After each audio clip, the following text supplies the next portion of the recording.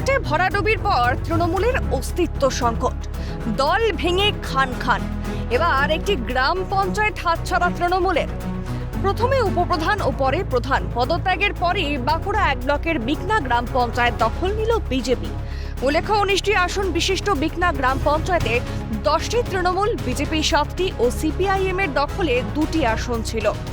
সংখ্যা গরিষ্ঠতার নিরিখে পঞ্চায়েত দখল করে তৃণমূল। এবার রাজ্যে পালাবদলের পর গত 12ই জুলাই উপপ্রধান অনন্ত কুমার সিংহ এবং 23শে জুলাই প্রধান প্রতিমা কাপড়ি ইস্তফা দেন। অচলাবস্থার মাঝেই শুক্রবার বিকনা গ্রাম পঞ্চায়েতের উপপ্রধান নির্বাচনের ভোটাভুটিতে তৃণমূল ও সিপিআইএম এর কোনো নির্বাচিত সদস্য উপস্থিত ছিল না।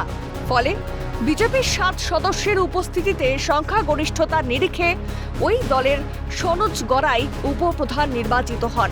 এরপরই বিকনা গ্রাম পঞ্চায়েত কার্যালয়ে গঙ্গাজল ছিটিয়ে প্রবেশ করেন উপপ্রধান সনোজ গড়াই। তার দাবি, মানুষের উন্নয়ন ও কর্মসংস্থানই আমাদের লক্ষ্য। প্রধান নির্বাচন না হওয়া পর্যন্ত তিনি এখন কাজ চালিয়ে যাবেন বলে জানান। আমি উপপ্রধান হিসেবে নির্বাচিত হলাম। আমি জনগণকে বা আমার সাধারণ মানুষকে, গ্রামের মানুষকে, অঞ্চলের মানুষকে একটি বার্তা দিতে চাই। এতদিন তো চোরের সরকার ছিল, চোরের পঞ্চায়েত ছিল, সমস্ত কিছু সে পঞ্চায়েত একদম আমরা শেষ করে নির্বাচিত হয়ে আমরা আজকে উপপ্রধান পদে শপথ গ্রহণ করলাম। মোটামুটি আমাদের 7 জন মেম্বারই এসেছিল, আমাদের 7 জন বিজেপি মেম্বার 7 জন এসেছিল, তৃণমূলের বা আদার্স কোনো পার্টি কেউ আসেনি। বিজেপির ওন্দা 4 মণ্ডলের সভাপতি নিত্যানন্দ প্রতিহারের দাবি, ডাবল ইঞ্জিন সরকার মানুষের জন্য কাজ করছে, এখানেও তাই হবে। এখন মানুষের উন্নয়নে কাজ করাই তাদের লক্ষ্য। বিগত দিনে যা তৃণমূলের দুর্নীতি দেখেছি, আগের প্রধানকে দেখেছি কাটমানি নেওয়া আর ইয়ের থেকে, আমাদের 7টা আজকে বিজেপির সদস্য পঞ্চায়েতের সদস্য ছিল, তাই আমরা যে বড় উপপ্রধান নির্বাচন হলো, উপপ্রধান আমাদের বিজেপির হলো। বিগত দিনে তৃণমূল যা করে গেছে, এখানে শুদ্ধিকরণটা দরকার আছে। আমাদের মাননীয় শুভেন্দু অধিকারী যেভাবে চলছে ডবল ইঞ্জিনের সরকার, সেইভাবে কিন্তু আমাদের এখানে গাফলাতি হচ্ছিল। সেই হিসাবে ওনারা সসম্মানে বেরিয়ে গেছেন এবং আমাদের নতুন প্রধান উপপ্রধান হবে, আবার কাজ এগিয়ে যাবে সাধারণ মানুষের জন্য। সবসময় আমরা আছি পাশে। দুর্নীতিতে বিদ্ধ তৃণমূলকে মানুষ ছুঁড়ে ফেলে দিয়েছে। পালাবদলে মানুষ স্বস্তিতে।